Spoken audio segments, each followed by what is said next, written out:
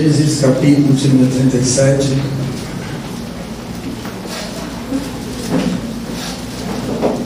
Louvado seja o Senhor. Gênesis é o primeiro livro da Bíblia, glória a Deus. E seu vizinho achou a Julieta aí, tá vendo?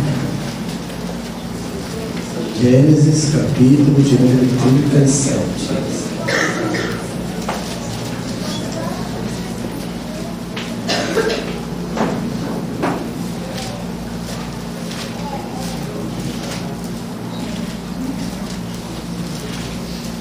Diz assim a palavra do Senhor, a partir do verso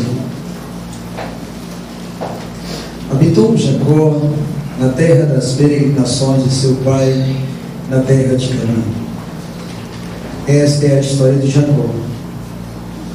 Tendo José 17 anos, apacentava os rebanhos com os seus irmãos. Sendo ainda jovem, acompanhava os filhos de Bila e os filhos de Zilpa, mulheres de seu pai, e traziam as notícias deles a seu pai. Ora, Israel amava mais a José que a todos os seus filhos, porque era filho da sua velhice, e fez-lhes uma túnica talar de mangas compridas. Vendo, pois, seus irmãos que o pai o amava mais que a todos os outros filhos, odiaram-no e já não podiam falar pacificamente. Teve José um sonho e o relatou a seus irmãos, por isso o odiaram ainda mais. Pois lhe disse: rogo-vos, ouvi este sonho que tive. Atávamos feixes no campo, e eis que o meu feixe se levantou e ficou de pé. E os vossos feixes o rodeavam e se inclinavam perante o meu. Então lhes disseram seus irmãos: reinarás com efeito sobre nós? E sobre nós dominarás realmente? E com isso tanto mais o odiavam, por causa dos seus sonhos e de suas palavras. Tive ainda outro sonho e o referiu a seus irmãos, dizendo: sonhei também que o sol, a lua e 11 estrelas se inclinavam perante mim. Contando a seu pai e a seus irmãos, repreendeu o pai e lhe disse: que sonho é esse que tiveste? Acaso viremos eu e tua mãe e teus irmãos a inclinar-nos perante ti em terra? Seus irmãos lhe tinham ciúmes. O pai, no entanto, considerava o caso consigo mesmo. E como foram os irmãos apacentar o rebanho do pai em Siquém, perguntou Israel a José: não apacenta teus irmãos o rebanho em Siquém? Vem, enviar-te-ei a eles. Respondeu-lhe José: eis-me aqui. Disse-lhe Israel: vai agora e vê se vão bem teus irmãos e o rebanho, e traz-me notícias. Assim, o enviou do vale de Hebrom e foi a Siquém. E o homem encontrou a José, que andava errante pelo campo, e lhe perguntou: que procuras? Respondeu: procuro meus irmãos. Diz-me, onde apacentam eles o rebanho? Disse-lhe o homem: foram-se daqui, pois ouvi-os dizer: vamos a Dotã. Então seguiu José atrás dos irmãos e o achou em Dotã. De longe o viram, e antes que chegasse, conspiraram contra ele para o matar. E diziam um ao outro: vem lá um tal sonhador. Vinde, pois, agora, matemo-lo e lancemo-lo numa dessas cisternas, e diremos: um animal selvagem o comeu, e vejamos em que lhe darão os sonhos. Mas Rúben, ouvindo isso, livrou das mãos deles e disse: não lhe tiremos a vida. Também lhes disse Rúben: não derrameis sangue, lançai-o nessa cisterna que está no deserto, e não ponhais mão sobre ele. Isto disse para o livrar deles, a fim de o restituir ao pai. Mas, logo que chegou a José, a seus irmãos, despiram a túnica talar de mangas compridas que trazia, e tomando-o, lançaram na cisterna vazia, sem água. Ora, sentando-se para comer pão, olharam e viram que uma caravana de ismaelitas vinha de Gileade. Seus camelos traziam aromatas, bálsamo e mirra, que levavam para o Egito. Então disse Judá a seus irmãos: de que nos aproveita matar o nosso irmão e esconder-lhe o sangue? Vinde, vendamo-lo aos ismaelitas, não ponhamos sobre ele a mão, pois é nosso irmão, nossa carne. Seus irmãos concordaram, E passando os mercadores midianitas, os irmãos de José o alçaram e o tiraram da cisterna e o venderam por 20 ciclos de prata aos ismaelitas. Estes levaram José ao Egito. Tendo Rúben voltado à cisterna, eis que José não estava nela. Então rasgou as suas vestes. E voltando a seus irmãos, disse: não está lá o menino. E eu, para onde irei? Então tomaram a túnica de José, mataram o bode e a molharam no sangue. E enviaram a túnica talar de mangas compridas, fizeram-na levar a seu pai e lhe disseram: achamos isto, vê se é ou não a túnica de teu filho. Ele a reconheceu e disse: é a túnica de meu filho. Um animal selvagem terá comido, certamente José foi despedaçado. Então Jacó rasgou as suas vestes e se cingiu de pano de saco e lamentou o filho por muitos dias. Levantaram-se todos os seus filhos e todas as suas filhas para o consolar. Ele, porém, recusou ser consolado e disse: chorando, descerei a meu filho até a sepultura. E de fato, chorou seu pai. Entre mentes, os midianitas venderam José do Egito a Potifar, oficial de Faraó, comandante da guarda. Amém. Vamos orar. Querido Deus e Pai, em nome do Senhor Jesus, eu rogo ao Senhor que pelo Teu Espírito faça, Senhor, que venhamos a compreender a mensagem desta noite. Que o Senhor, ó Deus, prepare os nossos corações, nos faça, Deus, entender como Tu és soberano. Senhor, aplique a Tua palavra aos nossos corações e faz, ó Deus, que venhamos a estar, Senhor, sendo transformados, acrescidos do verdadeiro conhecimento da doutrina do Senhor, a ponto, ó Deus, de nos assemelharmos mais e mais com o Teu Filho Jesus Cristo, em nome do Senhor Jesus.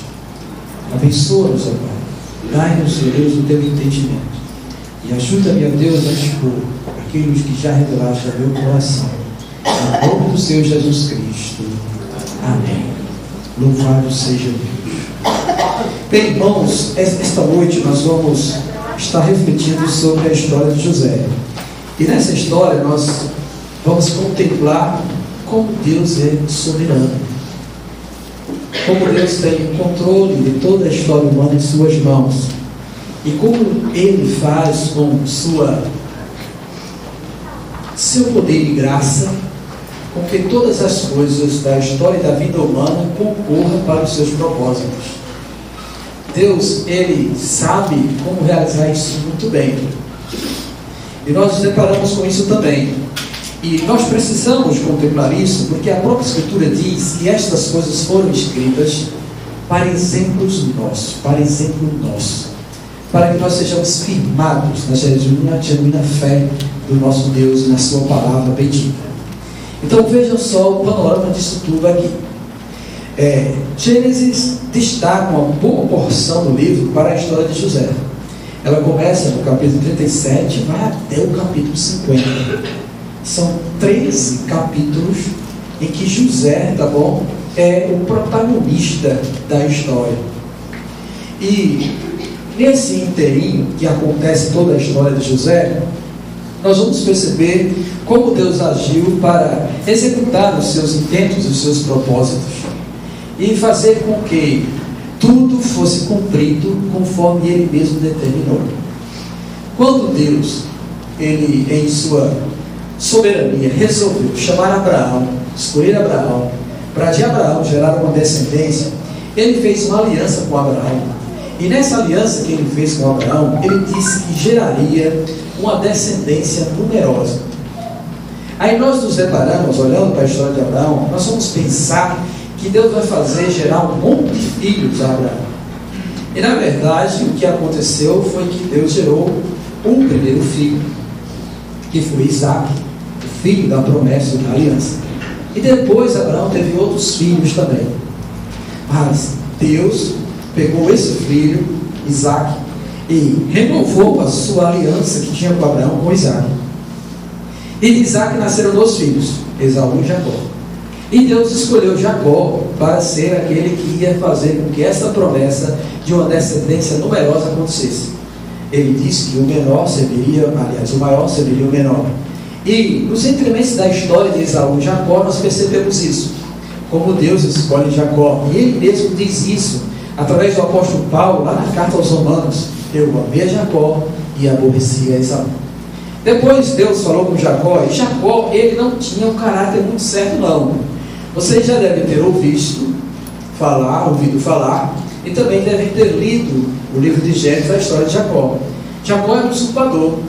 Jacó, ele marcava as ovelhas para que crescesse o rebanho para ele e ele fosse abençoado. Jacó estava enganando algumas pessoas para crescer sobremaneira. Até que um dia ele teve um encontro com o Senhor no vale de Jaboque, onde um anjo esteve lá com ele e tocou na sua conjuntura e ele ficou manco. Dali então Deus mudou o nome dele de Jacó para Israel. Então algumas vezes você vai encontrar no texto essa palavra, disse Israel, quer dizer que era Jacó falando com alguém. Como aqui é dito também, que Israel chama o seu filho José e envia ele para olhar os seus irmãos. Aí Jacó, tá bom, ele foi até as terras de Labão, o parente de Abraão, e tomou 2 filhas. Dessas 2 filhas nasceram filhos, e das concubinas delas também, das escravas delas, nasceram outros filhos. Ao todo, Jacó teve 12 filhos. E o primogênito desses filhos era Rúben. Depois veio Simeão, Levi, e depois o 4º filho era Judá. Depois vieram os outros, e depois veio José e Benjamim, que foi o fim da rama. O filho mais novinho era Benjamim. E José, então, era o filho da velhice, porque José tomava conta do seu pai, estava na companhia dele, ajudava ele nas coisas, verificava como é que os irmãos estavam trabalhando, e como o texto diz, relatava tudo ao seu pai. Até que um dia, José teve um sonho. E esse sonho é um sonho revelador da parte de Deus. E nós vamos ver Deus se revelando através dessa maneira também. Então, uma das primeiras lições que a gente aprende é que Deus fala também por meio de sonhos. E quando ele se repete, trata-se de uma revelação real do próprio Deus. E aqui nós vemos na história de José, que José estava lá com seu pai, e os seus irmãos foram apacentar o rebanho, eles eram pastores de ovelhas, e José vem, enviado por seus pais, e veio junto com seus irmãos. Naquele dia, no verso 5, é dito que ele teve um sonho, e que o sonho que ele teve despertou mais ainda o ódio que os irmãos tinham por ele. E este sonho, José relata da seguinte maneira, versículo de número 6: Rogo-vos, ouvi este sonho que tive. Atavam os feixes no campo, e eis que meus feixes se levantou e ficou de pé. E os vossos feixes rodeavam e se inclinavam perante o meu. De cara, os irmãos já perceberam a interpretação do sonho e falaram para ele. Então lhe disseram aos seus irmãos: reinarás com efeito sobre nós, e sobre nós dominarás realmente? E com isso tanto mais o odiavam por causa dos seus sonhos e de suas palavras. Aí José relata que teve outro sonho. José agora tem um sonho em que o sol, a lua e 11 estrelas se inclinavam perante ele. E contando ele a seu pai e a seus irmãos, o próprio pai agora repreende José e diz: que sonho é esse que tiveste? Acaso viremos eu e tua mãe e teus irmãos a inclinar-nos perante ti em terra? Seus irmãos lhe tinham ciúmes. O pai, no entanto, considerava consigo mesmo o caso. Por que Jacó considerava isso? Porque Deus já lhe falara com um sonho outras vezes e dissera coisas grandiosas a ele. Então ele ficou com aquilo no seu coração. Bem, o restante da história acontece assim. Vou tentar ser rápido para a gente chegar ao ponto que a gente quer tratar esta noite. Bem, já foi dito por nós que Jacó chama José e manda olhar onde estão seus irmãos apacentando o rebanho e trazer notícias para ele. O que acontece então? José vai até Siquém, não encontra eles lá, encontra um viajante errante pelo meio do caminho, que pergunta a ele: você viu meus irmãos? E ele diz: eles saíram daqui e foram para Dotã. José corre em busca deles, e quando vai chegando, seus irmãos que estão apacentando as ovelhas olham e veem que é José, e na mesma hora tramam matá-lo. O ódio era tamanho, o ciúme era tão grande, que eles desejavam matar José. E conspiraram contra isso. Mas Rúben, o primogênito, para que não acontecesse isso com José, e não entristecesse a seu pai, ele dá uma ideia: não façamos isso. Vamos fazer o seguinte, vamos prender ele aqui nessa cisterna. Depois, quando a gente foi embora, ele viria, tirava da cisterna, e ele voltava para casa e ficava com o pai. No entanto, nesse mesmo momento, vai passando uma caravana de ismaelitas, midianitas, rumo ao Egito, levando suas especiarias para vender lá. Então os outros irmãos olham, Judá encabeça o negócio, o quarto da linhagem, vai Judá e encabeça o negócio. Vamos fazer o seguinte: em vez de derramar sangue, nós vamos vender ele. Então pegaram José, tiraram ele do poço e venderam a caravana de ismaelitas. Pegaram a túnica dele, rasgaram, crucificaram, mataram o cordeiro, espargiram sangue sobre ela e mandaram devolver a seu pai. Seu pai reconheceu, se entristeceu, achando que o animal selvagem tinha devorado José. José tinha apenas 17 anos, lembra? E aí então José é vendido aos ismaelitas. Eles vão até o Egito, chega lá, eles vendem ele a Potifar. Potifar era o comandante da guarda de Faraó. Aí dá uma pausa na história do capítulo 38, que vai contar a história de Judá e Tamar. Judá praticou incesto com a sua nora e ela engravidou dele. Depois volta para o capítulo 39. No capítulo 39 continua a história de José. José agora está na casa de Potifar, e Deus era com José.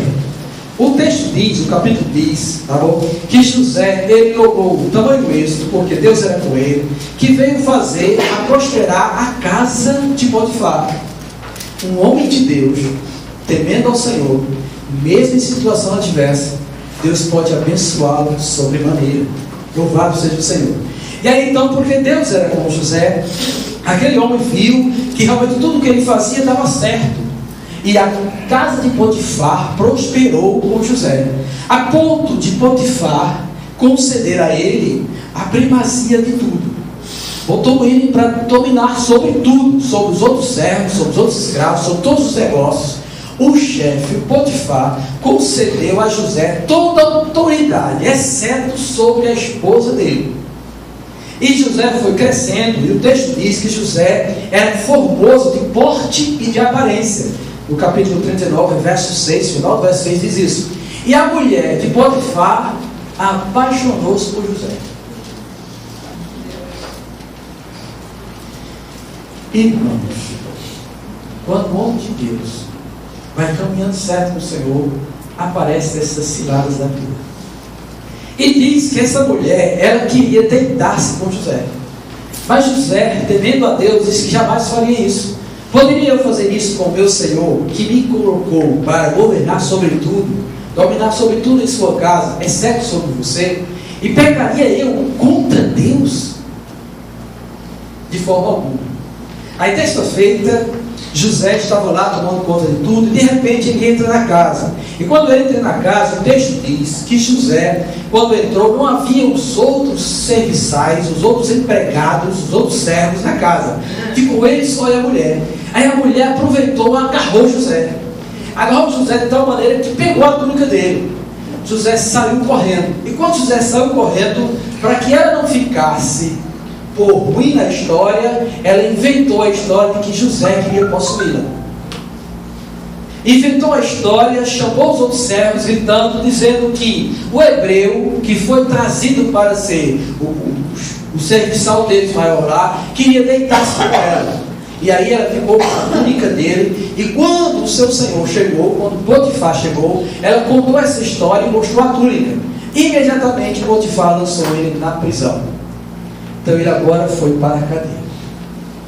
Na cadeia, o Senhor era com José. E diz a palavra do Senhor, tá bom? Que estava lá José na prisão. Todavia, do mesmo jeito que foi na casa de Potifar, também foi na prisão. O Senhor deu a José, tá bom, algo perante o carcereiro, o qual ele ganhou a confiança dele, e ele passou a ser o chefe da prisão, o chefe de todos aqueles que estavam presos, e ele coordenava tudo lá dentro. Aí certo dia, Tanto o copeiro do rei quanto o padeiro do faraó, todos dois, fizeram desagrado ao faraó, e o faraó mandou eles para a prisão. E eles estavam lá. Nesse tempo, já havia passados 13 anos nesse interim. Então, esses homens chegam lá e, após dormirem uma noite, tiveram um sonho. Cada um teve um sonho. O copeiro teve um sonho de que eles... No sonho dele havia uma videira, no capítulo 40, havia uma videira, e nessa videira 3 ramos, e brotava da videira flores, e em seu cacho havia produzido várias uvas maduras. Aí o copo de faraó estava na mão dele, ele tomou as uvas, espremeu, e depois deu ao próprio faraó, para ele tomar. Ele ficou inquieto com isso. José então escuta o sonho dele, e diz: olha, esses 3 anos são 3 dias. Dentro de 3 dias o faraó te reabilitará e entregará no teu cargo, e tu lhes darás um copo na própria mão dele, segundo o costume antigo, quando você era copeiro dele. Aí o padeiro, olhando para isso, também tinha sonhado. E no sonho do padeiro, sim, e nesse momento José lembra a esse copeiro que quando ele fizer isso, lembre-se dele, fale a faraó que ele está ali de forma injusta. Foi vendido por seus irmãos, depois governava sobre Potifar, foi acusado injustamente e estava dentro da prisão. Mas aí vamos prosseguir. Depois o padeiro conta também: eu também sonhei com 3 cestos de pão alvos que estavam sobre a minha cabeça, e no cesto mais alvo havia de todos os manjares de faraó, arco de padeiro, e as aves comiam no cesto na minha cabeça. E José foi e interpretou esse sonho para o padeiro, dizendo: ó, dentro de 3 dias, que são esses 3 cestos, faraó tirará fora a sua cabeça e pendurará no madeiro, e as aves te comerão as carnes. Para o padeiro a notícia não foi muito boa. Não foi muito boa. Mas foi isso que aconteceu.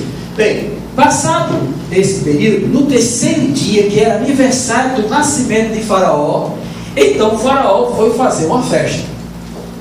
E aí, quando ele foi fazer a festa, lembrou-se do copeiro que precisava provar os seus vinhos para que ele pudesse degustar. Manda então tirar o copeiro e restituir o seu cargo, e ao padeiro, porém, vai e manda degolar, enforcou ele e ele foi morto. No entanto, o copeiro esqueceu-se de José. Passou-se mais de 2 anos. Aí agora, Deus vem e vai falar agora com o faraó. No capítulo 41, Deus vem a faraó e dá-lhe 2 sonhos. No primeiro sonho, Deus fala o seguinte: faraó estará dormindo. Aí Deus dá o sonho que ele via subir do rio, o rio Nilo, 7 vacas formosas à vista e gordas, e pastavam ali na beira do rio.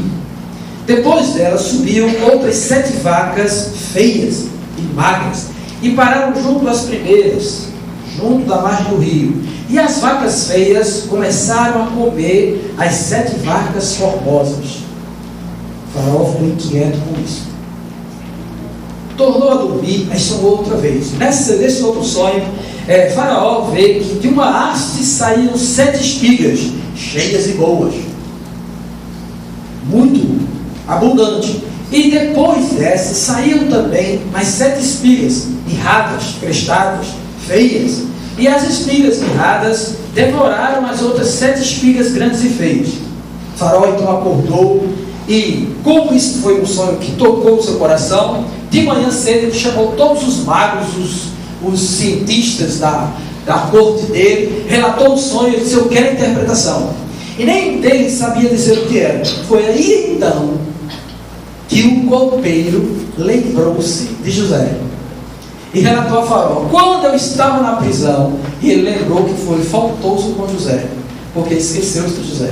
Quando eu estava na prisão, eu também tive um sonho, e lá tem um jovem, um homem, que tem o espírito de adivinhar sonhos.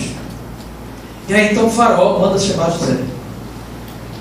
Limpa o José, José toma banho, faz a barba, e chega lá diante do faraó, e o faraó relata a eles os sonhos. José dá toda a glória para Deus, dizendo que só Deus pode verdadeiramente revelar a resposta favorável a Faraó. Então José começa a contar, dizer a Faraó o que aconteceu. O sonho do Faraó é apenas um. O Faraó conta os 2 sonhos a José. José diz a ele: o sonho do Faraó é só um, e esta coisa provém de Deus. E ela significa o seguinte: essas 7 vacas, também como as 7 espigas bonitas e formosas, são 7 anos em que haverá produção abundante sobre a terra. Então vai ser uma produção grande, o Egito vai ser suprido em todas as coisas. Mas logo depois de 7 anos, vai haver também outros 7 anos de seca, onde faltará comida. Então eu aconselho a Faraó a juntar os seus sábios, que possam ajuntar nos celeiros o quanto puder, nesses 7 anos de abundância que vai haver sobre a terra, para que quando cheguem os 7 anos de seca, nós tenhamos, o Faraó tenha como abastecer e sustentar todo o seu povo e toda a sua corte também. O Faraó vê isso com bons olhos. E diz: onde acharei um tão sábio que pudesse realmente fazer isso? Então ele mesmo comissiona José para ser governante. José passa agora a ser o maioral na terra do Egito, só abaixo de Faraó. Ele agora é colocado um anel de selo no dedo dele, e ele agora já está bem formado. Ele saiu com 17 anos, passou 13 anos, fazem 30 anos, e mais 2 anos na prisão, 32 anos. Já é um homem formado. E teve que passar por algumas experiências. Olha como Deus é grande. Bem, quando isso acontece, José começa a trabalhar. E aí então ele começa a fazer grandes depósitos e armazéns, e faz com que em toda a terra do Egito se colha tudo, e se guarde tudo, se armazene tudo para os 7 anos de seca. José então é agraciado por Faraó com esposa, filho de uma sacerdotisa, de um sacerdote lá, do Deus deles lá. E José tem 2 filhos, cujo nome ele coloca o primeiro de Manassés e o segundo Efraim. Manassés e Efraim são filhos de José. José agora passa tudo isso aí. Depois que os 7 anos de bênção, de abundância passou, chega-se os 7 anos de seca. E a seca é tão grande que afeta toda a região do Egito, e também lá os cananeus, a terra de Jacó, seu pai e de seus irmãos. Jacó então ouviu dizer que no Egito tinha comida. Então ele junta os seus irmãos, dá dinheiro a eles e pede para que eles vão ao Egito comprar comida. Os irmãos saem da sua terra e chegam até o Egito. Quando eles chegam no Egito, José reconhece seus irmãos, mas seus irmãos não reconhecem José. Aquele menino moço agora já é um homem, talvez barbado, não sei a aparência, não dá para escrever isso aí, mas a Bíblia não diz. Mas agora eles não conseguem vê-los. E como José aprendeu a língua do Egito, falava em egípcio, e eles não entendiam, a ponto de chamá-lo um intérprete, para que José falasse ao intérprete, e o intérprete falasse em hebraico para os irmãos de José. Os irmãos de José falavam em hebraico, e o intérprete dizia a José. Só que José, ele sabia o hebraico, e ele entendia tudo que os irmãos diziam. E aí então, no primeiro encontro que ele teve, no capítulo 42, José vê que é eles vêm. José acha que ele acusa eles como sendo espião, que veio espiar a terra para poder dominar a terra, alguma coisa assim. Eles: não, meu Senhor, nós somos filhos de um homem honesto, somos 12 irmãos, um já não existe, e meu pai chora e lamenta por isso. E José insiste que eles são espiões e faz um acordo com eles. Então vamos fazer o seguinte: vocês vão levar o cereal, mas vocês vão deixar um irmão de vocês aqui, até que vocês tragam o irmão mais novo, que é Benjamim, que é o irmão de José, filho de Raquel. E José faz isso, eles concordam, e voltam. Quando eles voltam, no meio do caminho, um dos irmãos abre o saco de cereal e encontra na boca do saco um dinheiro que eles vinham comprar o cereal. E eles temeram, porque aquilo estava ali. Voltam até seu pai, relatam tudo ao seu pai, e seu pai não quer mandar Benjamim, insiste em não mandar, porque certamente vai acontecer alguma coisa, porque José disse: eu estou chorando aí, lamentando a morte do meu filho José, e vocês agora querem levar também Benjamim? E aí Judá se interpõe e diz que ele daria a própria vida se Benjamim não voltasse. Acabado o cereal que eles compraram, eles pegaram o dinheiro novamente, e também o dinheiro que eles levavam para comprar a comida, a primeira parte dos cereais, porque julgaram que alguém fez isso de propósito para acusá-los. Na sua segunda visita, José reconhece e agora vê Benjamim. José se emociona a ponto de se esconder numa recâmara e chorar ali, porque estava diante de seu irmão mais novo e estava saudoso também de seu pai. Então ele recebe eles, pede para preparar um banquete para eles na casa deles, para eles almoçarem com eles. Eles ficam com medo, achando que é por causa do dinheiro que foi no saco também. Aí José recebe eles, põe todo o cereal no saco que eles vieram, também colocou o dinheiro de volta, e agora fez uma artimanha. José pega a sua taça que ele bebia vinho e coloca dentro do saco de Benjamim, e ali todos eles vão, despede eles. Eles saem caminhando. Com um certo tempo, José chama o comandante e diz: vão atrás daqueles homens e façam assim, vocês vão e digam que eles intentaram mal contra aquele que os recebeu bem em sua casa, e quando eles indagarem alguma coisa, vocês verifiquem o saco, e no saco onde encontrarem a minha taça, este foi o que roubou a minha taça, e vocês devem trazê-lo de volta para mim, que foi justamente Benjamim. E aí o comandante faz como José descreve para eles fazerem. E quando eles se distanciam, que o guarda chega lá para eles, diz: por que vocês intentaram mal contra o nosso Senhor? Aí Rúben e Judá se interpõem e falam com o comandante, dizendo: jamais fizemos isso, nós somos honestos, íntegros. Naquele que o Senhor achar alguma coisa de que alguém furtou, seja ele servo do Senhor, e não seja ele morto, nós todos seremos servos do seu Senhor. Aí começaram a abrir o saco, do mais velho até o mais novo. Quando chegou no último, que era de Benjamim, a taça estava lá dentro. Então Benjamim seria, segundo a palavra deles, morto. Mas o comandante disse: não sejamos injustos. Aquele com quem tiver a taça, esse será servo, e vocês podem ir. Aí assim seja feito. Aí quando acharam a taça no saco de Benjamim, o texto bíblico diz que o comandante dizia levá-lo de volta para o faraó. Judá se interpõe.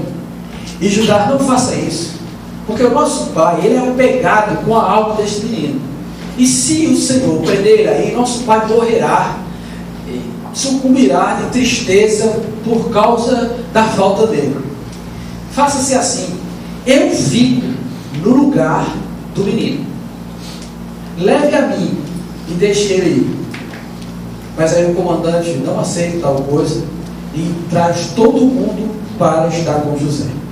Nesse terceiro encontro com José, José agora não aguenta. José olha para todos eles emocionado e se revela a eles. Chorando, chama-os de meus irmãos. Vocês intentaram mal contra mim, mas Deus foi quem me trouxe a este lugar. Chegai-vos, eu sou vosso irmão. E eles ficaram atônitos com aquilo, surpresos por demais. Eles não estavam acreditando no que estavam vendo, estavam diante do homem que era o governador do Egito. E aí então, esses homens ficaram com temor. Todavia, é dito por José, no capítulo de número 45, que José diz para ele: não vos entristeçais, nem vos irriteis contra vós mesmos por me haver vendido para aqui.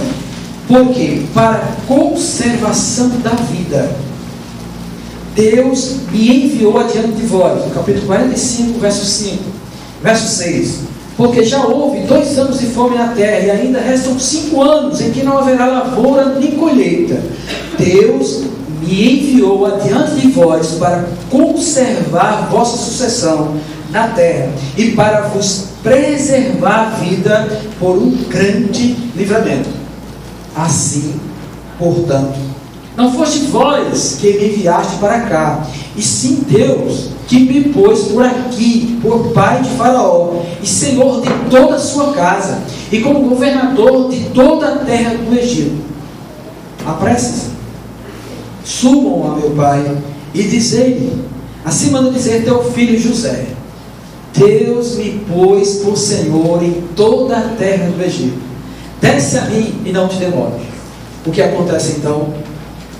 Os irmãos José vão buscar, e relata isso para Faraó. O Faraó manda a guarda, manda carros para trazer a família toda, e aí vão embora dizer a Jacó, chega lá, notificam ao pai.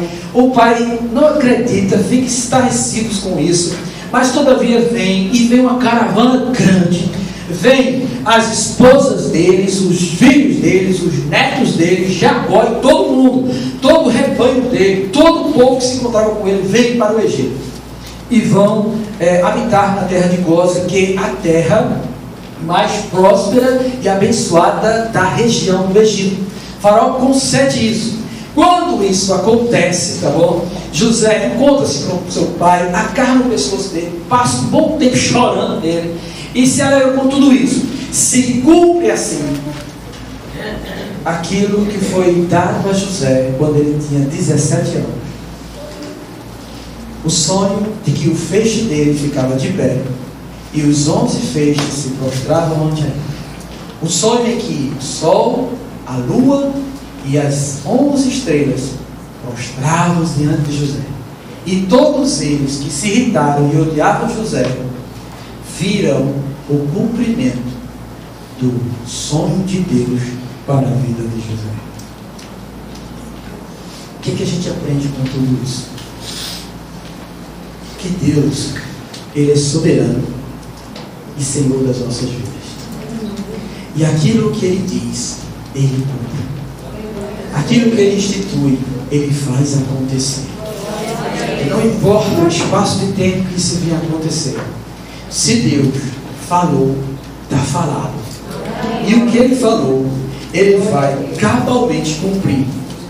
Embora que as circunstâncias adversas que Ele proporciona na história humana pareça diferente.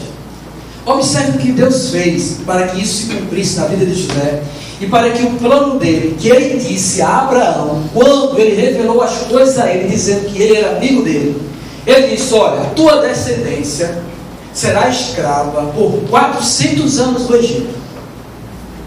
E Deus fez com que ele vivesse.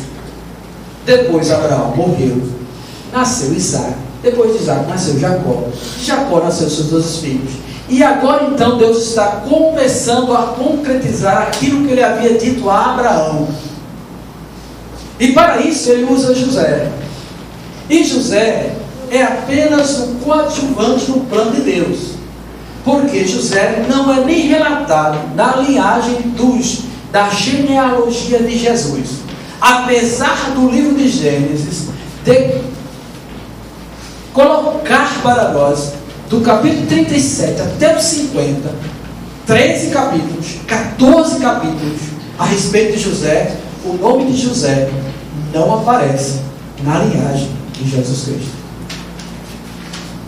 E aí então nós vemos como Deus usa os seres humanos para fazer acontecer a sua vontade.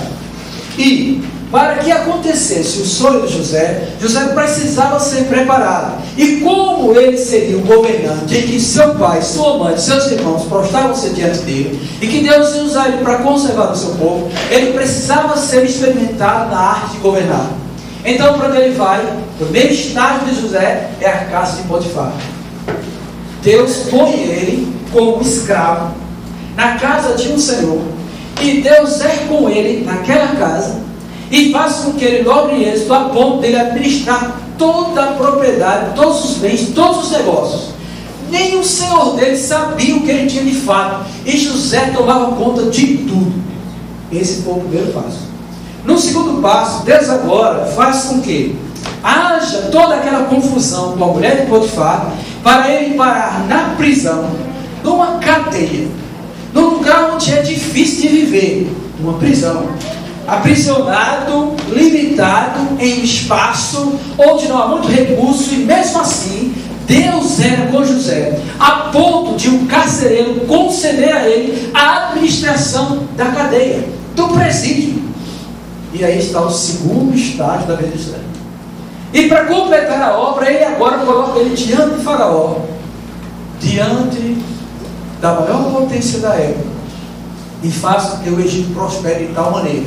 A administração de José foi tão excelente que ele conseguiu enriquecer o Egito, e que, segundo os dados da história daquele país, nunca houve em nenhum outro tempo uma época tão próspera como a época de José naquele Egito.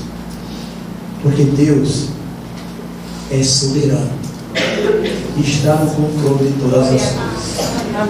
E embora que nós olhamos e observamos a vida de José, nesse plano que Deus tem, que decide então usar José para isso acontecer, ele tem que passar por aflições, tribulações, percas, desgostos, tristezas e outras coisas várias que sucederam a ele. Porque odiaram a ele, odiaram sem causa, lançaram ele na cisterna, queriam agredir ele, matar ele, pegaram ele e venderam ele. Depois ele passou pelo que passou em toda a sua vida. Todavia, ele tinha consciência de que Deus era com ele. E uma aplicação para nós hoje, a vida de José, para mim e para você, é que embora nós estejamos vivendo em um mundo corrompido, onde só tem ladrão, gente que tira vantagem, gente que quer realmente tirar vantagem sobre nós, também nos odeia, luta contra nós, quer destruir os evangélicos, é contra a palavra de Deus, nos persegue. Basta você dizer que é crente, você vai começar a experimentar estas coisas todas, entende? Nós ficamos até constrangidos de dizer em que nós cremos, qual é a nossa fé, porque tememos perder o emprego, tememos ser preconceituosos, acusados de preconceito perante toda a sociedade e outras coisas mais. Mas todavia, aquele que se mantém fiel a Deus e aos seus preceitos, que teme a Deus, Deus é com ele. E Deus fará que venhamos a lograr êxito na vida, porque tememos ao Senhor e guardamos a sua palavra. E aqui também nós aprendemos como é que Deus faz com que alguém prospere de modo digno na adversidade. Porque José não tinha nada, mas ao mesmo tempo tinha tudo. José era um escravo, mas tudo estava sob o seu governo, porque Deus assim lançou na mão dele.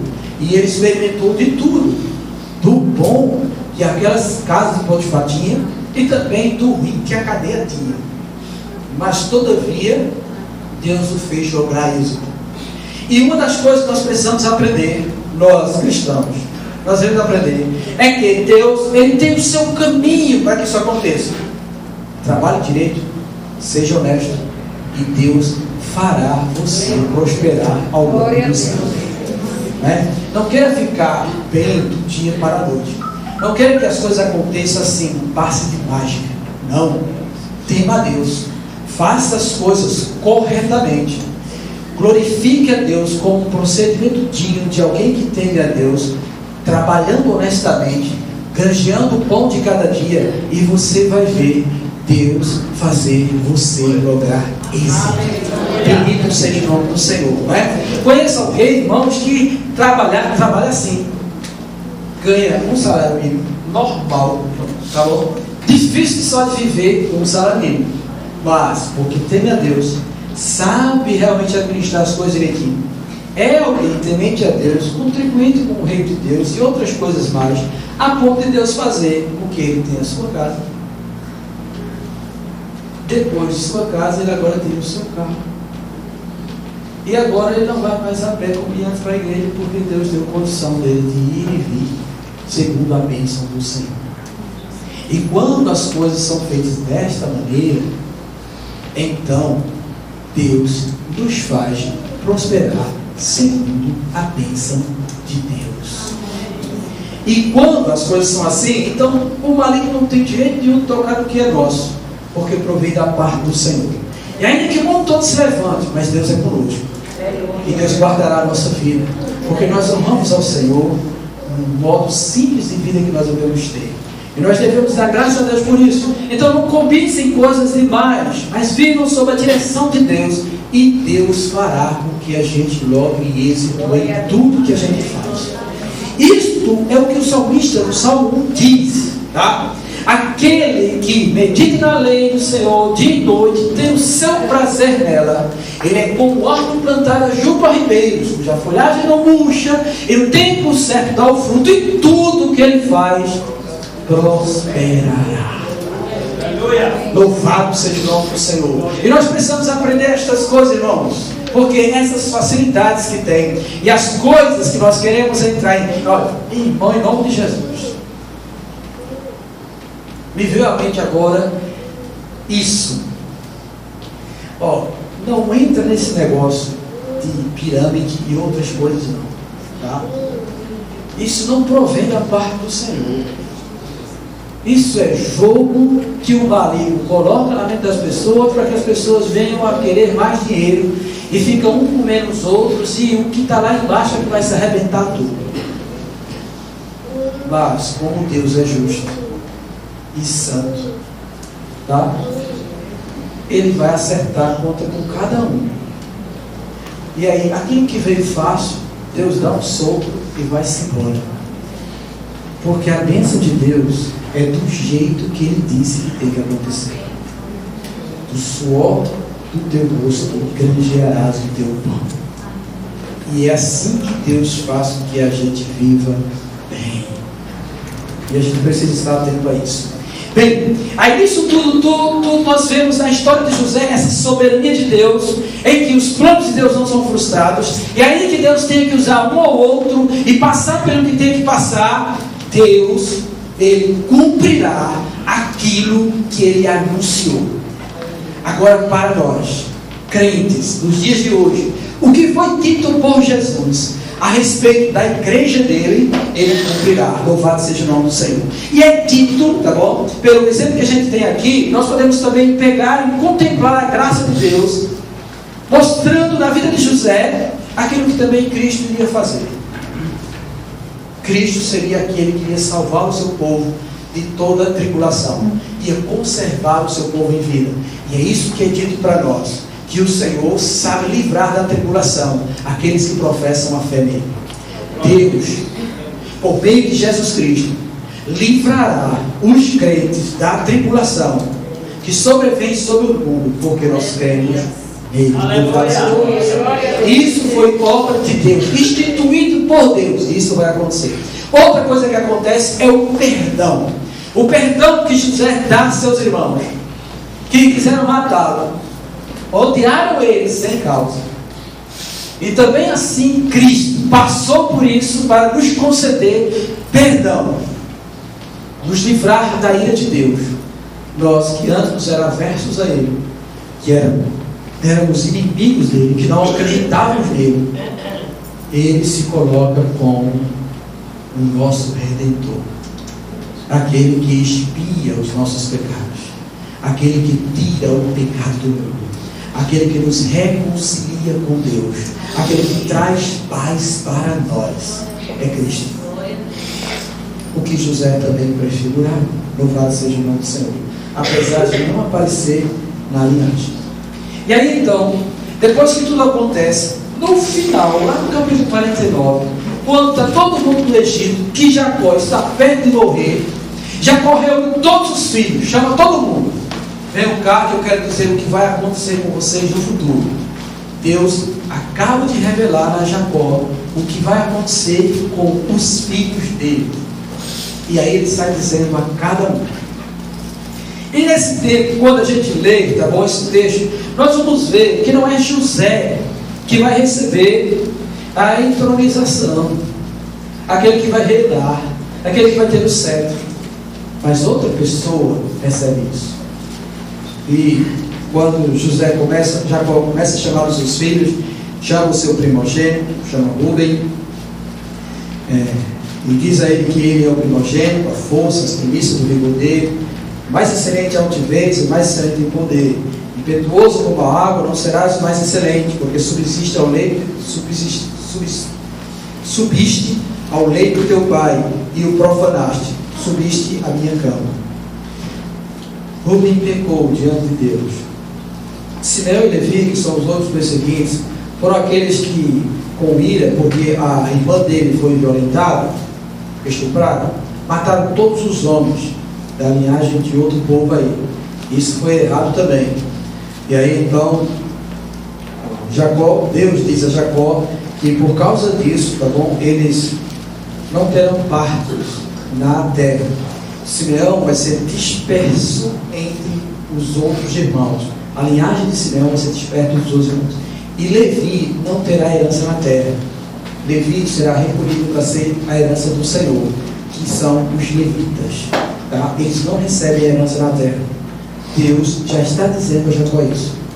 E aí, quando chama Judá, ele fala que Judá receberá o louvor dos seus irmãos, e a mão dele estará sobre a cerviz dos seus inimigos, e os filhos de teu pai se inclinarão a ti. Judá, leãozinho da presa subiste, filho meu, encurva-te e deita como leão, e como leoa, quem despertará? O cetro não se arredará de Judá, nem o bastão de entre seus pés, até que venha Siló. O que é isso? Ele está dizendo que da linhagem de Judá haverá realmente um rei que governará. Então aquele pacto que Deus tem com Davi tem a ver com isso. E aquela aliança que ele fez, que não faltaria sucessor na casa de Davi, que reinasse sobre Israel, até que venha Siló. Siló lembra Siloé, que é o enviado, e esse Siló é Jesus. O Senhor está revelando aqui, nesse tempo, que Jesus virá, e que todos iriam chegar a Ele, todos iriam lavar as suas vestes nele, porque Ele é o Salvador. Bendito seja Deus. Quando olhamos para isso, nos deparamos com algumas coisas importantes que nós precisamos considerar, e que Deus faz com que a gente use a nossa mente para pensar sobre isso. Nada, como disse Salomão, é novo sobre a terra. Tudo que existe no Novo Testamento está presente no Velho Testamento. Tudo que existe no Novo Testamento está presente no Velho Testamento, porque Deus o declarou. E o Novo Testamento é o cumprimento da palavra de Deus proferida no Velho Testamento. O próprio Cristo, quando estava sobre a terra, chamando os judeus para se arrependerem e crerem nele, ele disse: examinai as Escrituras, porque são elas que testificam de mim, e julgai ter nelas a vida eterna. Olhando para tudo isso, vivendo a soberania de Deus, agora eu quero me relatar nesses poucos minutos finais sobre a nossa responsabilidade. Visto que é assim, o que nós devemos fazer então? Devemos nos debruçar nas Escrituras para entender os propósitos de Deus e viver segundo a vontade, e provar da bondade do Senhor sobre a nossa vida. Quanto mais nós descobrirmos isso, melhor nós viveremos em comunhão com o nosso Deus, a ponto de desfrutarmos da plenitude de alegria que Deus tem para nós. E enquanto nós resistirmos a isso, eu ou você não desejar ardentemente conhecer o caminho do Senhor por esta palavra, nós padeceremos, nós sofreremos, nós vamos lutar e vamos fazer o que descreve o profeta Ageu. O profeta Ageu, no seu capítulo 1, diz: vocês correm atrás das vossas coisas, vocês ornamentam a casa de vocês, deixam a casa de vocês querendo ser aquele castelo, etc. Todavia, vocês semeiam muito e colhem pouco. E quando vocês ganham dinheiro, vocês colocam no saquetel furado. E diz aí, e se sobra alguma coisa, eu mesmo, Deus diz, eu mesmo sopro. Eu sopro. Por quê? Porque vocês abandonaram a minha casa. Vocês não estão cuidando do meu reino, nem estão fazendo a minha vontade. Vocês não se interessam por aquilo que eu determinei para vocês como sendo melhor. E aí nós lembramos também do que diz o profeta Jeremias e o profeta Isaías em muitas das profecias, onde Deus diz a Jeremias: eu é que sei os pensamentos que tenho a vosso respeito, pensamentos de paz e não de mal, para vos dar o fim que desejais. Deus sabe da sede da nossa alma. Deus contempla que a gente tem desejo de alegria, de felicidade, de paz. Deus contempla tudo isso e Ele tem abundantemente para dar a cada um de nós. Todavia, nós queremos andar conforme os nossos próprios pensamentos e não nos submetemos à vontade do Senhor. Então Deus retém tudo isso e a gente fica como correndo atrás do vento, procurando saciar a sede do nosso coração o tempo inteiro, buscando alegria e felicidade das coisas deste mundo, o mais que possível que possa existir. E o diabo também sabe disso e nos alimenta muito mais com isso. Todavia, no fim de tudo, você sente o vazio, você sente que a sede não foi saciada, você sente que a plenitude de alegria ainda não chegou. E você só vai encontrar quando você render-se a esse Deus grandioso e contemplar na sua soberania que Ele criou um plano maravilhoso para você. O que é que eu tenho que fazer então? Me render. Apenas isso. Me render. Porque Deus, Ele tem prazer em abençoar aqueles que eu amo. Vocês creem nisso? Amém. Não esqueçam disso. E passem a pensar sobre isso. E façam uso da mente que Deus deu a vocês sobre todas estas coisas. E veja como Deus usou José para concretizar a sua vontade. Deus também deseja usar cada um de nós. E Ele constituiu a sua igreja para isso. Para que o plano dele seja concretizado até o último dia. E nós fazemos parte dele. Domingo que vem eu vou estar falando sobre isso, sobre o seu dever e o meu dever na igreja, no reino de Deus. Vamos ficar de pé? Bendito seja Deus.